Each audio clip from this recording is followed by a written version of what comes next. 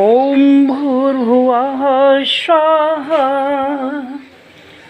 राम तेरी गंगा मैली हो गई, पापियों के पाप धोते धोते,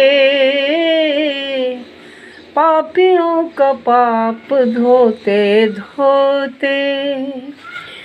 राम तेरी गंगा मैली हो गई, पापियों का पाप धोते धोते।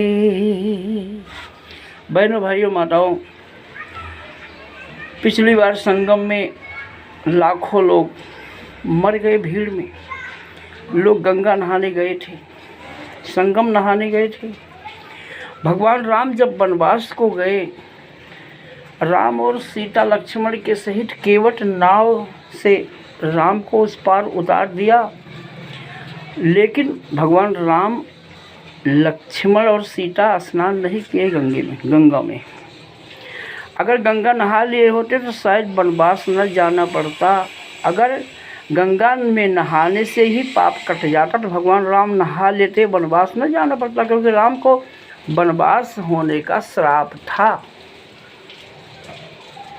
वनवास होना था राम को, तो वो अंधे और अंधे का श्राप था। सीता को वनवास न जाना पड़ता। अगर गंगा में नहा लेते पाप कट जाता। लोग आज जो जानते हैं कि गंगा में नहाने से अगर पाप कट जाता तो फिर गीता रामायण की बात झूठी हो जाएगी। जैसा कर्म प्रधान विश्व कर रखा, जैसा कर्म करेगा वैसा फल देंगे भगवान। ये गीता का ज्ञान, किया हुआ कर्म भोगना ही पड़ता है। और प्रायश्चित के लिए गायत्री मंत्र एकमात्र है जो पाप का विनाश कर सकता है। उस प्राण स्वरूप, दुख नाशक, सुख स्वरूप से तेजस्वी, पाप नाशक केवल गायत्री महामंत्र है, क्योंकि गायत्री महामंत्र से सारे संसार की रचना हुई है।